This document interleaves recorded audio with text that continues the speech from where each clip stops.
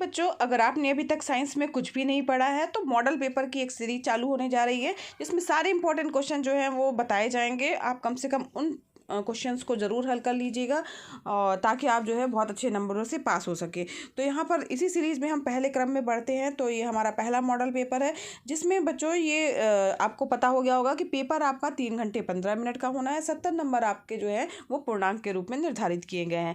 यहाँ पर जो आपका साइंस का पेपर होगा बच्चों वो 3 खंडों में विभाजित होगा। खंड का, खंड खा और खंड गा। खंड का, खा, गा इन तीनों जो खंड हैं उनका पहला जो प्रश्न होगा वो बहुविकल्पीय प्रश्न होगा जिसमें से विकल्प दिए रहेंगे और एक जो है सही आंसर होगा उसको आपको टिक करना होगा या सही विकल्प जो है चुन करके आपको अपनी आंसर शीट में जो है वो लिखना होगा। ठीक है, तो यहाँ पर एक विशेष बात ध्यान रखिएगा बच्चों, जो भी खंड आप चालू करें, चाहे आप खंड का पहले करिए या खा कीजिए या गा कीजिए, उसके सारे प्रश्नों को एक साथ जो है करना है। ऐसा नहीं कि 2 प्रश्न खंड का के कर लिए, 3 प्रश्न खंड खा के कर लिए, ऐसा नहीं करना है। आप कोशिश कीजिएगा कि सभी प्रश्न जो है वो एक साथ जो है वो करें और जो खंड आप चालू करें एक नए पेज से चालू करें। ठीक है, तो यहाँ पर चलिए इसी सीरीज में हम आगे बढ़ते हैं। तो यहाँ पर कुछ इंपॉर्टेंट प्रश्न हैं, इनको जरूर से ज़रूर बच्चों पढ़ लीजिएगा, वीडियो अंत तक देखिएगा और चैनल पर नए हैं तो चैनल को सब्सक्राइब भी कर लीजिए। यहाँ पर वीडियो को साथ ही अगर पसंद आए वीडियो तो बच्चों वीडियो को जरूर लाइक कीजिएगा। यहाँ पर पहला प्रश्न दिया हुआ है, समतल दर्पण की फोकस दूरी होती है। तो अगर हम समतल दर्पण की बात कर रहे हैं बच्चों तो यहाँ पर उसकी फोकस दूरी की अगर हम बात करते हैं तो यहाँ पर जो है फोकस दूरी उसकी क्या होती है, अनंत होती है। बी ऑप्शन सही होगा इसका। फिर अगला प्रश्न है आपका, आंखों में प्रवेश करने वाले प्रकाश को नियंत्रित करता है। तो जो हमारी आंखों में प्रवेश कर रहा है प्रकाश तो उसको पुतलियाँ जो है हमारी वो नियंत्रित कर रही हैं। इसलिए जब जो है ज़्यादा धूप में हम जाते हैं अचानक से तो हमारी पुतली सिकुड़ जाती है। ठीक है, तो ये जो है प्रकाश की मात्रा को पुतली ही नियंत्रित करती है। तो इम्पॉर्टेंट है ये बच्चों। सिलिकॉन पदार्थ होता है, तो जो सिलिकॉन जो पदार्थ होता है वो अर्धचालक होता है। यहाँ पर इसका सी विकल्प सही होगा। यहाँ पर आपको उत्तर लिखते समय केवल खंड का डालिएगा, उसके बाद इसमें गा का सी, ठीक है, और अर्धचालक साइड में लिख दीजिएगा। केवल एक शब्द में लिखना है आपको, इसमें बहुत ज़्यादा प्रश्न उतारने की ज़रूरत नहीं है, आप टाइम मत बर्बाद कीजिएगा। आगे बढ़ते हैं नेक्स्ट प्रश्न की ओर बच्चों, जो कि है आपका घा, जो कि ये भी वैकल्पिक प्रश्न है बच्चों। तो यहाँ पर देखिए दिया है चुंबकीय क्षेत्र का मात्रक है। तो यहाँ पर चुंबकीय क्षेत्र का जो मात्रक होता है वो वेबर बटे मीटर स्क्वायर होता है। यहाँ पर जो है बी वाला विकल्प सही होगा। आगे बढ़ते हैं। यहाँ पर देखिए दूसरा प्रश्न जो है वो उसमें जितने भी का खा गा जो है प्रश्न आए हैं वो सारे 2-2 नंबर के प्रश्न होंगे आपके। वो विकल्पीय प्रश्न 1 नंबर का होगा। यहाँ पर दूसरा प्रश्न का जो पहला है का, उसमें दिया हुआ है गोलीय दर्पण की वक्रता त्रिज्या दी हुई है और फोकस दूरी क्या होगी। बच्चों ये प्रश्न जो है, ये प्रश्न से तात्पर्य मतलब ये है कि इस फार्मूले पर आधारित प्रश्न हर साल घुमा फिरा के निश्चित रूप से आता है। कभी 1 नंबर में, कभी 2 नंबर में, कभी बहुविकल्पीय प्रश्न के रूप में। तो जरूर इसको पढ़ लीजिएगा, क्योंकि यहाँ पर हम जानते हैं वक्रता त्रिज्या जो है वो फोकस दूरी की आधी होती है। तो यहाँ पर जो है वक्रता त्रिज्या जो होती है वो 20 दी हुई है, तो इसकी फोकस दूरी ज्ञात करनी है। तो फोकस दूरी क्या हो जाएगा यहाँ पर एफ, यहाँ चूंकि वक्रता त्रिज्या यानी आर हो गया, ठीक है, फोकस दूरी की आधी होती है। तो यहाँ पर हमारे पास में आर का मान 20 दिया हुआ है, तो एफ बराबर कितना हो जाएगा, 20 दूनी गुणे 20 जो है एफ हमें ज्ञात करना है। तो 20/2 हो जाएगा, यानी 2 से कट जाएगा यानी 10। तो यहाँ पर आपका गोलीय दर्पण की फोकस दूरी 10 सेंटीमीटर आएगी। ये दूसरे का ये प्रश्न हो गया। इस जो फार्मूला है बच्चों, इस फार्मूले पर निश्चित रूप से प्रश्न आता ही आता है। या तो वक्रता त्रिज्या दिया होगा फोकस दूरी पूछेगा, या फोकस दूरी दी होगी वक्रता त्रिज्या पूछेगा, निश्चित आता है। तो इसको जरूर जो है इस फार्मूले को ध्यान में रखिएगा। आगे बढ़ते हैं। नेक्स्ट क्वेश्चन जो है वो भी इंपॉर्टेंट क्वेश्चन है। मानव नेत्र की सामान्य दृष्टि के लिए दूर बिंदु तथा निकट बिंदु नेत्र से कितनी दूरी पर होते हैं। तो यहाँ पर जो देखिए, अगर हम मानव नेत्र की बात करते हैं बच्चों, तो यहाँ पर मानव नेत्र के लिए जो है सामान्य दृष्टि के लिए जो दूर बिंदु होगा, वो दूर बिंदु की बात अगर हम कर रहे हैं तो क्या होगा, अनंत होगा। दूर बिंदु क्या होगा बच्चों, अनंत होगा। ये भी इंपॉर्टेंट प्रश्न है, अक्सर आ जाता है। और अगर हम निकट बिंदु की बात कर रहे हैं तो 25 सेंटीमीटर निकट बिंदु होता है। 25 सेंटीमीटर की दूरी पर जो है दूरी जो होती है वो हमें तब स्पष्ट दिखाई देता है, जिसे क्या कहा जाता है, स्पष्ट दृष्टि की न्यूनतम दूरी भी कहा जाता है। ठीक है, तो ये भी इंपॉर्टेंट प्रश्न है, ये अक्सर एग्जाम में घुमा फिरा के निश्चित रूप से आता है। किसी न किसी सेट में ज़रूर क्वेश्चन होता है। तो दूर बिंदु होगा अनंत और निकट बिंदु क्या हो जाएगा 25 सेंटीमीटर होगा सामान्य दृष्टि के लिए। अगला प्रश्न है आपका मूल आवेश क्या होते हैं, इनका मान जो है वो कूलाम में लिखना है। तो इलेक्ट्रॉन अथवा प्रोटॉन के आवेश की मात्रा को क्या कहा जाता है, वो मूल आवेश कहा जाता है। ठीक है, इलेक्ट्रॉन प्लस प्रोटॉन इलेक्ट्रॉन अथवा प्रोटॉन के जो आवेश होंगे उसकी मात्रा को मूल आवेश कहा जाता है और इसका मान जो होता है वो होता है बच्चों 1.6 × 10⁻⁻19। ठीक है, तो ये क्या होता है आपका मूल आवेश और कूलाम भी जरूर लिख लीजिएगा, कूलाम। तो ये यहाँ पर 1.6 × 10⁻⁻19 कूलाम जो है वो क्या होता है, मूल आवेश होता है। ठीक है, तो यहाँ पर ये हो गया उसका उत्तर। अगला प्रश्न है विद्युत मोटर में विभक्त वलय की क्या भूमिका है। तो यहाँ पर अगर हम बच्चों विद्युत मोटर की बात कर रहे हैं तो यहाँ पर विद्युत मोटर में जो विभक्त जो वलय लगा होता है उसका कार्य जो है वो क्या कार्य करता है, तो कम्यूटेटर का काम करता है और धारा की जो दिशा परिवर्तन के कारण जो आर्मेचर पर लगने वाला बल है, जो बल की भी दिशा को जो है वो परिवर्तित हो जाती है और इस प्रकार से जो कुंडली पर लगने वाला जो घूर्णी बल होता है वो कुंडली में घूर्णन उत्पन्न कर देता है। तो यहाँ पर देखिए इसका उत्तर इस तरीके से आप लिख सकते हैं। ठीक है, फिर इसके बाद दिया हुआ है अगला प्रश्न अथवा के रूप में दिया है, तीसरे में ही देखिए यहाँ पर अथवा भी दिया हुआ है। उस समतल दर्पण की फोकस दूरी ज्ञात कीजिए जिसकी वक्रता त्रिज्या दी हुई है। ये बिल्कुल जो है ये पहले वाला प्रश्न जो का प्रश्न हमने किया है उसी पर आधारित प्रश्न है, जो फोकस दूरी और त्रिज्या वाला प्रश्न था। तो F बराबर क्या होता है R/2। तो यहाँ पर 32 दिया हुआ है, यहाँ ध्यान दीजिए। F = क्या होता है आपका फोकस दूरी त्रिज्या की आधी होती है। तो यहाँ पर F बराबर क्या हो जाएगा R/2 हो जाएगा। तो यहाँ पर आपको त्रिज्या जो दी हुई है R का मान 32 दिया है, फोकस दूरी ज्ञात करना है, तो 32/2 यानी कितना हो जाएगा 16 सेंटीमीटर आंसर हो जाएगा। तो यहाँ पर इसको आप कर लीजिएगा, जरूर से ज़रूर ये क्वेश्चन इस सूत्र पर आधारित क्वेश्चन जरूर आता है बच्चों, ध्यान दीजिएगा इसको। अगला है प्रश्न है मानव नेत्र के कौन कौन से दोष होते हैं समझाइए। तो यहाँ पर ये 4 नंबर का क्वेश्चन, तीसरा जो प्रश्न है आपका वो उसमें 2 दिए गए हैं और दोनों में ही जो 4 नंबर के प्रश्न है उसमें अथवा भी आएगा, जरूर से अथवा आएगा। तो कोई भी आप जो है अथवा वाला भी कर सकते हैं। तो का में भी आपको विकल्प मिलेगा और खा में भी मिलेगा। मानव नेत्र में कौन कौन से दोष होते हैं, तो अगर हम मानव नेत्र के दोष की बात करें तो निकट दृष्टि दोष होता है बच्चों, दूर दृष्टि दोष होता है, जरा दृष्टि दोष होता है और दृष्टि वैषम्य होता है। तो यहाँ पर इन चारों का थोड़ा सा जो है वो डिटेल आप लिख दीजिएगा, कौन कौन से दोष होते हैं। समझाने के लिए भी लिखा है तो आपको थोड़ा सा आपको समझाना है कि निकट दृष्टि दोष क्या है। तो निकट दृष्टि दोष में क्या होता है बच्चों, निकट की वस्तुएं तो देख सकता है किंतु दूर की वस्तुएं उसको स्पष्ट नहीं दिखाई देती है, ऐसा दोष निकट दृष्टि दोष कहलाता है। ठीक है, और दूर दृष्टि दोष में क्या होता है, जब व्यक्ति दूर की वस्तुएं देख सकता है किंतु निकट की वस्तुएं उसको स्पष्ट नहीं दिखाई देती हैं, तो ऐसे दोष को क्या कहा जाता है, दूर दृष्टि दोष कहा जाता है। ठीक है, और उत्तल लेंस का प्रयोग किया जाता है दूर दृष्टि में, निकट दृष्टि दोष के लिए अवतल लेंस का प्रयोग किया जाता है। जरा दृष्टि दोष होता है क्या है बच्चों, तो जरा दृष्टि दोष जो होता है वो निकट और दूर दोनों की ही वस्तुएं जो है उसको स्पष्ट रूप से नहीं दिखाई देती हैं, तो ऐसा दृष्टि दोष बच्चों जरा दृष्टि दोष कहलाता है। ठीक है, तो आयु वृद्धि के कारण जो नेत्रों की समंजन क्षमता जो होती है वो घट जाती है, जिसके कारण जो द्विफोकस लेंस जो है इसके कारण हमें यूज़ करने पड़ते हैं। और इसके बाद फिर एक प्रकार है आपका दृष्टि वैषम्य। तो यहाँ पर जब व्यक्ति जो है सामान्य दूरी पर स्थित क्षैतिज अथवा ऊर्ध्वाधर रेखाओं को एक साथ अगर स्पष्ट रूप से नहीं देख सकता है तो इसे कहा जाता है दृष्टि वैषम्य। ठीक है, तो यहाँ पर जो है इसके लिए भी बच्चों बेलनाकार जो लेंस होते हैं वो प्रयुक्त किए जाते हैं। तो इस प्रकार से दोष के बारे में समझाइएगा, इंपॉर्टेंट प्रश्न है, जरूर से जरूर आता है। यहाँ पर देखिए पूरे दोष के बारे में पूछ लिया गया है, कभी कभी निकट दृष्टि दोष अलग से आता है, कभी कभी दूर दृष्टि दोष क्या है ये आता है, इस तरीके से कभी जरा दृष्टि दोष पूछ लिया जाता है। तो यहाँ पर ये देखिए ये पूरा इसमें चारों चीज़ें हमने चर्चा कर ली है, तो चारों में से कोई ना कोई जरूर आता है, या इसमें तो चारों चीज़ें पूछी गई हैं। अगला प्रश्न जो दिया गया है यहाँ पर देखिए, जो ये प्रश्न है यहाँ पर देखिए, ये प्रश्न जो है ये आपका जो आया हुआ है ये फार्मूले पर आधारित प्रश्न है। यहाँ पर 1000 ओम का एक विद्युत लैंप, 50 ओम का एक विद्युत टोस्टर तथा 500 ओम का एक जल फिल्टर जो है 220 वोल्ट के विद्युत स्रोत से पार्श्व क्रम में संयोजित किए गए हैं। तो उस विद्युत स्त्री का प्रतिरोध आपको ज्ञात करना है। ठीक है, तो यहाँ पर जो है जिसमें जो है यदि समान स्रोत के साथ उसको संयोजित कर दे तो वह उतनी ही विद्युत धारा लेती है जितनी तीनों युक्तियाँ लेता है। यह भी ज्ञात कीजिए कि इस विद्युत स्त्री से कितनी विद्युत धारा प्रवाहित होती है। तो यहाँ पर आपको बच्चों एक फार्मूला लगेगा। तो ये फार्मूला है आपका 1/r इक्वल टू, यहाँ पर ये चूँकि यहाँ पर क्या लगे हैं, पार्श्व क्रम में लगे हुए, तो सारे जो है 1/r करके जुड़ जाएंगे। तो 1/100 प्लस 1/50 प्लस 1/500, ठीक है। तो यहाँ पर r का मान आपका ज्ञात आ जाएगा। अब इसके बाद v equal to I R जो है, v equal to I R जो कि ओम का नियम है, इसके अनुसार जो है आप फार्मूला लगा करके जो है वो आप धारा का मान ज्ञात कर लेंगे, ठीक है। तो इस तरीके से आप इसका उत्तर हल कर लीजिएगा। अब आगे बढ़ते हैं नेक्स्ट प्रश्न की ओर बच्चों। यहाँ पर चौथा प्रश्न है आपका।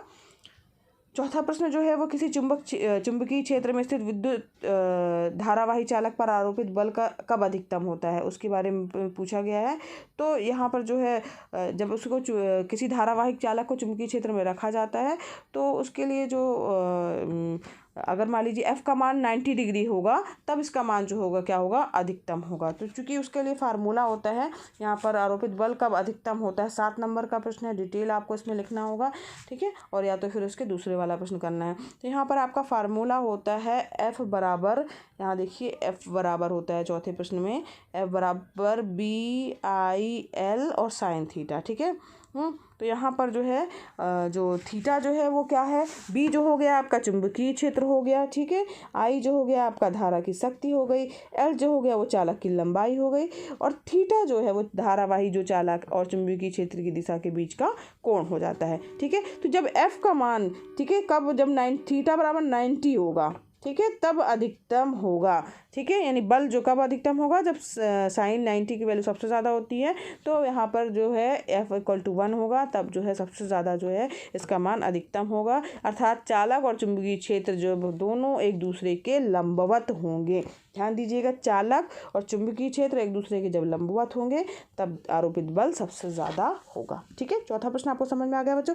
इसके अथवा में भी आया हुआ है, या तो ऊपर वाला आप कीजिए या तो नीचे वाला कीजिए। तो यहाँ पर देखिए जो प्रश्न आया है ये भी इम्पॉर्टेंट प्रश्न है। अक्सर एक फार्मूला है 1/f equal to 1/u plus 1/v, ठीक है। ये फार्मूला जो है, इस पर आधारित प्रश्न भी हमेशा हर साल एग्ज़ाम में पूछे जाते हैं। तो यहाँ पर जो है आपको चीज़ें दी हुई हैं, उसमें सीधे मान रखना है। यहाँ पर देखिए 15 सेंटीमीटर फोकस दूरी दी है, एफ़ का मान दिया हुआ है कितना, 15 सेंटीमीटर दिया है। और यहाँ पर दिया उत्तल दर्पण से कोई बिंब, यहाँ पर चूँकि उत्तल दर्पण से जो प्रतिबिंब बनता है वो माइनस में आएगा, तो यहाँ पर भी जो यहाँ पर जो है वी जो आ गया है आपका, वो हमें ज्ञात करना है। यू जो हो जाएगा यहाँ पर जो वो हो जाएगा -10 सेंटीमीटर हो गया प्रतिबिंब की स्थिति, ठीक है। यहाँ पर हमें प्रतिबिंब की स्थिति ज्ञात करनी है, तो यहाँ पर हमें क्या ज्ञात करना है, v का मान ज्ञात करना है। तो यहाँ पर जो है कहाँ पर होगा प्रतिबिंब बनेगा, तो यहाँ पर v का मान इस फार्मूले में रख करके आप ज्ञात कर लेंगे, ठीक है। यहाँ पर आपको फार्मूला पता हो गया, सीधे f का मान u का मान रखिए और आपको v का मान ज्ञात हो जाएगा। जितना भी आएगा v का मान, वो उतना जो है दर्पण के पीछे उसका प्रतिबिंब बनेगा। और हमेशा जो है चूँकि दर्पण कौन सा है, उत्तल है, तो प्रतिबिंब वास्तविक तथा उल्टा बनता है, ठीक है। ये समझ में आ गया बच्चों। यहाँ पर या तो आप ऊपर वाला क्वेश्चन करिए या तो इस फार्मूले पर आधारित प्रश्न कीजिए। आगे बढ़ते हैं खंड खा की ओर। यहाँ पर जो आपका खंड खा दिया है बच्चों, ये आपका केमिस्ट्री से रिलेटेड खंड है। पहला खंड का जो था वो आपका फिजिक्स से रिलेटेड था। अब यहाँ पर खंड खा जो है वो आपका केमिस्ट्री से रिलेटेड है। तो यहाँ पर देखिए, यहाँ पर खंड खा जो है, इसमें देखिए पहला प्रश्न है, ये वैकल्पिक प्रश्न है। इसमें देखिए वैकल्पिक रूप से आपको चूज करना है। तो यहाँ पर पहला प्रश्न दिया है, तप्त निकल चूर्ण की उपस्थिति में एसिटिलीन तथा हाइड्रोजन की अभिक्रिया क्या कहलाती है। तो यहाँ पर वह क्रिया योगात्मक अभिक्रिया कहलाती है, विकल्प इसका सही होगा। फिर इसके बाद अगला प्रश्न है, शुद्ध जल का pH मान होता है। तो यहाँ पर आपको पता ही है बच्चों, शुद्ध जल का pH मान कितना होता है, 7 होता है। यहाँ पर सी वाला विकल्प आपका सही हो जाएगा। फिर गा दिया हुआ है इसमें C2H5HSO4 को 160 से 170 डिग्री ताप तक गर्म करने पर जो है वो क्या बनेगा। तो यहाँ पर C2H4 बनेगा, सी विकल्प इसका भी सही हो गया आपका। तो इस प्रकार से आपके वैकल्पिक प्रश्न कंप्लीट हो गए। आगे बढ़ते हैं। यहाँ पर देखिए अभिक्रियाओं के लिए जो है आपको समीकरण लिखना है, यहाँ पर कि किस तरीके से जो है यहाँ पर अभिक्रियाएँ हो रही हैं। तो भाप के साथ आयरन की अगर अभिक्रिया हो रही है, तो यहाँ पर देखिए जो समीकरण आपका आएगा तो वो आपका आ जाएगा 2Fe आयरन का सूत्र होता है Fe हो गया, और भाप हो रहा है तो यहाँ पर H2O, भाप भी पानी होता है, यहाँ पर 3H2O इक्वल टू होगा, क्या बन जाएगा, Fe2O3 प्लस 3H2, ठीक है, H2O नहीं, सॉरी 3H2। तो यहाँ पर भाप के साथ आयरन की अभिक्रिया हो गई बच्चों, समझ में आया। अब यहाँ पर हम बात करते हैं जल के साथ कैल्शियम तथा पोटेशियम की अभिक्रिया। तो यहाँ पर दो चीज़ें बतानी है आपको, कैल्शियम और पोटेशियम की क्रिया जो है वो जल के साथ करनी है। जब कैल्शियम के साथ में होगा तो Ca+H2 करेंगे, यहाँ पर 2H2 आएगा, H2O पानी का सूत्र होता है, ठीक है, पानी के साथ में अभिक्रिया हो रही है तो क्या बन जाएगा, कैल्शियम हाइड्रोक्साइड CaOH का होल ट्वाइस, ठीक, प्लस H2 यानी हाइड्रोजन गैस मुक्त होगी, ठीक है। तो यहाँ पर कैल्शियम की अभिक्रिया हो गई। इसी तरह पोटेशियम के साथ करेंगे तो यहाँ पर क्या हो जाएगा, पोटेशियम के लिए K आएगा, K+2H2O, समझ में आ रहा है बच्चों। और यहाँ पर क्या बन जाएगा, 2KOH बन जाएगा और H2 निकलेगा, H2 गैस हो गई और ऊष्मा निकलेगी, ठीक है, ऊष्मा निकलेगी। तो यहाँ पर देखिए ये तीनों अभिक्रियाएँ जो हैं आपकी हो गई। अब यहाँ पर खा जो है के नाम बताइए, यहाँ पर आपको नाम बताना है, ठीक है। तो इस प्रश्न में देखिए आगे जो है, अब अगले बढ़ते हैं। खा में यहाँ पर तीनों जो है तत्वों जिनके बाहरी कोश में एक इलेक्ट्रॉन हो, तो वहाँ पर आपको बताना है। तो जिसमें 3 तत्वों के नाम लिखने हैं, तो जैसे अगर हम बात करें तो यहाँ पर देखिए आपका हो गया लिथियम, ठीक है, लिथियम हो गया, लिथियम की वैल्यू 3 होती है तो यहाँ पर इसके बैलेंस ही कहा जाएगा, तो 2 और 1 आएगा, इसमें लास्ट में एक इलेक्ट्रॉन है। लिथियम के बाद सोडियम हो गया आपका, सोडियम के बाद पोटेशियम हो गया। सोडियम का क्या होता है, 11 होता है, इसका इलेक्ट्रॉनिक विन्यास जब लिखेंगे तो क्या आ जाएगा, 2, 8 और 1 आ जाएगा। अगर हम पोटेशियम का इलेक्ट्रॉनिक विन्यास लिखेंगे तो यहाँ पर पोटेशियम का 19 होता है बच्चों, तो यहाँ पर पोटेशियम का इलेक्ट्रॉनिक विन्यास जब लिखेंगे तो 2, 8, 8 और 1, यहाँ पर लास्ट में क्या है, ये बाहरी कोश में एक इलेक्ट्रॉन है, ठीक है, तीनों में, समझ में आ गया। तो ये इसका उत्तर हो गया बच्चों, लिथियम, सोडियम और पोटेशियम। अब अगला है, नेक्स्ट क्वेश्चन है बच्चों आपका, 2 तत्व जिनके सबसे बाहरी कोश में 2 इलेक्ट्रॉन उपस्थित हों। तो यहाँ पर जो है 2 तत्वों के नाम लिखने हैं, 2 जिसमें इलेक्ट्रॉन हो, तो यहाँ पे आप लिख सकते हैं बेरिलियम और मैग्नीशियम। तो यहाँ पर जो हो जाएगा बेरिलियम, तो बेरिलियम का जो है यहाँ पर 4 होता है, इसको जब इलेक्ट्रॉनिक विन्यास में लिखेंगे 2 आ जाएगा। और मैग्नीशियम का क्या कितना होता है, यहाँ पे 12 होता है, यहाँ पर 2, 8 और 2 आ जाएगा, ठीक है। तो यहाँ पर इलेक्ट्रॉनिक विन्यास 2, 8, 2 आ जाएगा। लास्ट में कितने इलेक्ट्रॉन है, 2 इलेक्ट्रॉन है। तो यहाँ पर बी क्वेश्चन भी हमने हल कर लिया। 3 तत्व जिनका बाहरी कोश पूर्ण हो। अब यहाँ पूर्णता की बात की जा रही है तो यहाँ पर आ जाएगा आपका हीलियम। यहाँ देखिए तीसरा प्रश्न हम कर रहे हैं 3 तत्व में, तो हीलियम आ जाएगा। हीलियम को He से लिखा जाता है बच्चों, इसमें 2, तो इसमें सीधे 2 हो गया। फिर इसके बाद नियॉन है, Ne हो गया, इसमें कितने होते हैं इलेक्ट्रॉन, 10 हो गए, इसका इलेक्ट्रॉनिक विन्यास हो जाएंगे 2 और 8 हो गया। इसके बाद आर्गन लिख सकते हैं, आर्गन, तो यहाँ पर आर्गन में 18 होता है बच्चों, तो इसका क्या हो जाएगा 2, 8, 8, ठीक है। तो इस तरीके से इनका इलेक्ट्रॉनिक विन्यास हो गया जिनके बाहरी कोश क्या है, पूर्ण है। अब आगे बढ़ते हैं नेक्स्ट प्रश्न की ओर बच्चों। यहाँ पर है अवक्षेपण की अभिक्रिया से क्या समझते हैं, उदाहरण देकर के आपको समझाना है कि अवक्षेपण की अभिक्रिया क्या कहलाती है। तो यहाँ पर ऐसी रासायनिक अभिक्रिया है जिसमें जो अविलेय लवण होता है, बनता है, जो विलयन से अलग हो जाता है, तो वैसी अभिक्रिया कहलाती है अवक्षेपण की अभिक्रिया बच्चों। एक एग्जाम्पल आप दे दीजिएगा, ठीक है। एग्जाम्पल में आप कुछ भी दे सकते हैं। तो यहाँ पर जैसे मान लीजिए हम सिल्वर नाइट्रेट को सोडियम क्लोराइड के साथ में अभिक्रिया कराएंगे तो सिल्वर क्लोराइड बन जाएगा और सोडियम नाइट्रेट जो है वो बन जाएगा। तो यहाँ पर जो है, यहाँ पर फार्मूला भी समीकरण लिख दीजिएगा, AgNO3 क्या हो गया, सिल्वर नाइट्रेट हो गया। जब इसकी सोडियम क्लोराइड NaCl के साथ में अभिक्रिया कराएंगे बच्चों तो यहाँ पर बन जाएगा आपका AgCl बन जाएगा, ठीक है, समझ में आ रहा बच्चों, AgCl बन जाएगा, प्लस क्या बन जाएगा NaNO3, ठीक है, NaNO3। तो यहाँ पर देखिए जिसको सोडियम नाइट्रेट कहा जाएगा, तो यहाँ पर जो है ये इसका फार्मूला हो गया अवक्षेपण अभिक्रिया का, एक एग्जाम्पल के साथ में। अगला प्रश्न है आपको कि लिथियम, सोडियम, पोटेशियम ये सभी धातुएं जल से अभिक्रिया कर हाइड्रोजन गैस मुक्त करती हैं। क्या इन तत्वों के परमाणुओं में कोई समानता है। तो यहाँ पर लिथियम, सोडियम, पोटेशियम की बात हो रही है। तो ये सभी धातुएं जो है जल के साथ अभिक्रिया करके हाइड्रोजन मुक्त कर रही हैं। तो अगर हम इसका इलेक्ट्रॉनिक विन्यास अगर देखेंगे बच्चों, तो सब में लास्ट में, जैसे ये पहला क्वेश्चन किया था हम लोगों ने कि जिसमें लास्ट में एक इलेक्ट्रॉन बचा हो, तो उसमें लिथियम, सोडियम और पोटेशियम हमने लिया था। इलेक्ट्रॉनिक विन्यास इसके जस्ट पहले वाले क्वेश्चन में हम लोगों ने लिख लिया है। तो यहाँ पर सब में क्या आप देख रहे हैं कि इनके बाह्यतम कोश में क्या है, एक ही इलेक्ट्रॉन है। यहाँ पे पूछा है ना कि क्या इन तत्वों के परमाणु में समानता है। तो यहाँ पर जैसे पहले क्वेश्चन में किया था, लिथियम का 3 करके इलेक्ट्रॉनिक विन्यास 2 और 1 हो गया। सोडियम का 11 कर दीजिएगा और उसका इलेक्ट्रॉनिक विन्यास 2, 8, 1 कर दीजिएगा। इसी तरह से पोटेशियम का 19, जैसे इसके पहले वाले प्रश्न में किया था, 2, 8, 8 और 1। यहाँ सब में एक इलेक्ट्रॉन लास्ट में है। तो बाहरी कोश जो है एक इलेक्ट्रॉन होता है, इसलिए जो है यहाँ पर जो है इन परमाणुओं में समानता है कि सब में एक इलेक्ट्रॉन लास्ट में है। फिर इसके बाद अगला प्रश्न है आपका, हीलियम एक अक्रिय गैस है जबकि नियॉन की अभिक्रियाशीलता अत्यंत कम होती है। इसके परमाणु क्या इनके परमाणुओं में भी कोई समानता है। तो यहाँ पर जो है पूछा गया हीलियम और नियॉन की बात की गई है। तो यहाँ पर हमने हीलियम का बनाया था बच्चों। हीलियम में कितने, ये 2 हो जाएंगे, इसका बाहरी कोश पूर्ण होता है 2 ही होता है। अब जब नियॉन की बात कर रहे हैं, नियॉन, तो यहाँ पर इसको भी हमने लिखा था 10 होता है। तो 2 और 8 हो गया। ठीक है, तो इनके परमाणुओं में भी समानता है, बिल्कुल समानता है, क्योंकि दोनों के बाहरी कोश क्या है, पूर्ण है। तो इसलिए जो है अत्यंत क्रियाशील है। अभिक्रियाशीलता जो है इनकी बहुत ही कम है, क्योंकि सारा पूर्ण ही है, तो इनको कोई क्रियाशीलता की ज़्यादा ज़रूरत नहीं है, इसलिए इनको अक्रियाशील गैस भी कहा जाता है। तो यहाँ पर बी का क्वेश्चन आप समझ में गए होंगे, बहुत ही आसान है, जो कि ऊपर के क्वेश्चनों पर ही आधारित था। इसके बाद अगला है, शुष्क हाइड्रोक्लोरिक गैस शुष्क लिटमस रंग पत्र के रंग को क्यों नहीं बदलती है।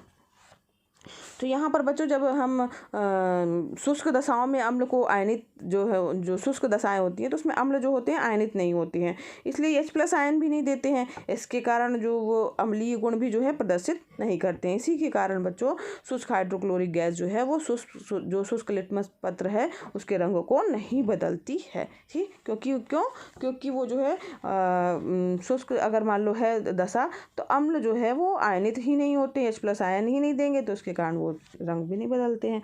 ये आप उसका उत्तर लिख दीजिएगा। 8वां प्रश्न है बच्चों आपका, थोड़ा सा बच्चों वीडियो लंबा है, आप इसको ध्यान से देखिएगा, लेकिन इसके पूरे हल सहित है वीडियो, तो इसलिए जो है थोड़ा टाइम लगेगा इसमें। यहाँ पर देखिए अगला प्रश्न है आपको, या तो आप इसके उत्तर अपने आप भी लिख सकते हैं पेपर ही खाली देख करके। तो यहाँ पर देखिए अगला प्रश्न, 8वां प्रश्न दिया हुआ है। यहाँ पर सल्फर के 8 परमाणुओं से बने सल्फर के अणु की इलेक्ट्रॉनिक बिंदु संरचना क्या होगी, ये आप बना लीजिएगा बच्चों। फिर 2 प्रबल क्षारकों के नाम आपको बताने हैं। तो यहाँ पर देखिए प्रबल क्षारक की बात करें तो NaOH हो जाएगा और KOH। ठीक है, KOH, ये दोनों क्या है, प्रबल क्षारक हो गए। फिर इसके बाद है मीथेन तथा एथिलीन के दहन की जो है अभिक्रियाएं लिखनी है। तो यहाँ पर ऑक्सीजन के साथ अभिक्रिया कर दीजिएगा, मीथेन की और एथिलीन की। तो यहाँ पर जब आप समीकरण लिखेंगे बच्चों मीथेन और एथिलीन का, यहाँ पर देखिए CH4 जो है मीथेन का फार्मूला हो गया, CH4 + 2O2 बन जाएगा क्या, CO2 बनेगा प्लस 2H2O। ठीक है, ये हो गया मीथेन के साथ। अब जब एथिलीन के साथ करेंगे तो C2H4 हो जाएगा प्लस 3O2 इसमें लगेगा। ठीक है, तो यहाँ पर बन जाएगा 2CO2 बनेगा और 2H2O बनेगा। तो ये इसकी अभिक्रियाएं हो गई। ठीक है, तो ये आपका ग नंबर का प्रश्न हो गया। अगला प्रश्न पढ़ते हैं, H+ आयन की सांद्रता का विलयन की प्रकृति पर क्या प्रभाव पड़ता है। तो जैसे जैसे अगर हम H+ आयन का सांद्रण बढ़ाएंगे तो विलयन क्या होगा, और अधिक अम्लीय हो जाएगा। तो यहाँ पर ये पूछा गया है क्या प्रकृति पर क्या प्रभाव पड़ेगा। तो सांद्रता बढ़ाने पर जो है वो अधिक अम्लीय बढ़ेगी। अगर बढ़ाने पर अम्लीयता जो होगी उसकी बढ़ेगी। ठीक है, अधिक अम्लीय होगा या अम्लीय अधिक हो जाएगा, अम्लीयता बढ़ेगी, ऐसा आप लिख सकते हैं। ठीक है, अधिक अम्लीय होगा। फिर इसके बाद है बच्चों, इसी के अथवा में आया, कठोर जल को साबुन से उपचारित करने पर झाग के निर्माण को आपको समझाना है। तो यहाँ पर इसका जो है आप इसका आंसर जो है वो बुक में देख लीजिएगा। यहाँ पर कैल्शियम, जो कठोर जल में कैल्शियम और मैग्नीशियम के घुलनशील जो होते हैं लवण होते हैं और क्रिया करते हैं। तो यहाँ पर उसका जो सूत्र है, जो रासायनिक समीकरण, वो भी आपको लिखना पड़ेगा, और जो है ये क्या होता है इससे जो है झाग जो है वो बनता है, जिसे स्कम कहा जाता है। ठीक, फिर इसके बाद अगला प्रश्न है खनिज तथा अयस्क में अंतर लिखना है। ये भी इंपॉर्टेंट प्रश्न है बच्चों, तैयार कर लीजिएगा, बहुत इंपॉर्टेंट है, बुक में दिया हुआ है। अंतर निस्तापन तथा भर्जन में यहाँ पर इसका भी जो है आप इसका भी अंतर आप तैयार कर लीजिएगा, ये भी प्रश्न इंपॉर्टेंट है। फिर यहाँ पर अब निम्न अभिक्रिया के लिए पहले शब्द समीकरण लिखिए तथा उसके बाद संतुलित समीकरण करना है, यानी पहले आपको समीकरण लिखना है फिर उसके बाद उसको संतुलित भी कर देना है। तो यहाँ पर जो है तनु सल्फ्यूरिक अम्ल दानेदार जिंक के साथ अभिक्रिया करता है, तो यहाँ पर Zn की क्रिया H2SO4 के साथ हो रही है, तो क्या बन जाएगा आपका ZnSO4 बन जाएगा और H2 गैस बनेगी। ठीक है, तो यहाँ पर क्या हो जाएगा, ठीक समझ में आ रहा है बच्चों। पहले वाले में Zn लिखेंगे, Zn प्लस H2SO4 ये बन जाएगा आपका ZnSO4 बन जाएगा, प्लस ZnSO4 हो जाएगा, प्लस क्या बच जाएगा H2 गैस जो है वो निकलेगी। ठीक, तो यहाँ पर पहला हो गया। दूसरा जो है आपका तनु बी जो है तनु हाइड्रोक्लोरिक अम्ल मैग्नीशियम पट्टी के साथ अभिक्रिया करता है, तो यहाँ पर जो है HCl मैग्नीशियम पट्टी के साथ कर रहा है, तो Mg प्लस मैग्नीशियम का हो गया Mg और HCl हो गया आपका इसके साथ में, तो क्या बन जाएगा MgCl2 बनता है। ठीक है, और यहाँ पर हाइड्रोजन गैस निकलेगी, तो यहाँ पर बैलेंस करने के लिए आपको 2 लगाना पड़ेगा, 2HCl आ जाएगा और MgCl2 हो जाएगा, प्लस H2 बन ही गया। ये बी वाला भी हो गया आपका। तीसरा है तनु सल्फ्यूरिक अम्ल एल्युमिनियम चूर्ण के साथ अभिक्रिया करता है, तो यहाँ पर तनु सल्फ्यूरिक अम्ल यानी H2SO4 किसके साथ अभिक्रिया कर रहा है, वो Al के साथ अभिक्रिया कर रहा है, तो Al प्लस H2SO4 हो जाएगा, तो यहाँ पर बन जाएगा Al2SO4 का होल थ्राइस SO4 का whole thrice plus H2 gas निकलेगी। अब यहाँ पर इसको बैलेंस करना है बच्चों आपको, तो यहाँ पर आप 3 लगा दीजिएगा, तो यहाँ पर और यहाँ पर हाइड्रोजन के साथ भी आपको 3 लगाना पड़ेगा। यहाँ पर 3 क्योंकि SO4 है इसलिए इसको हम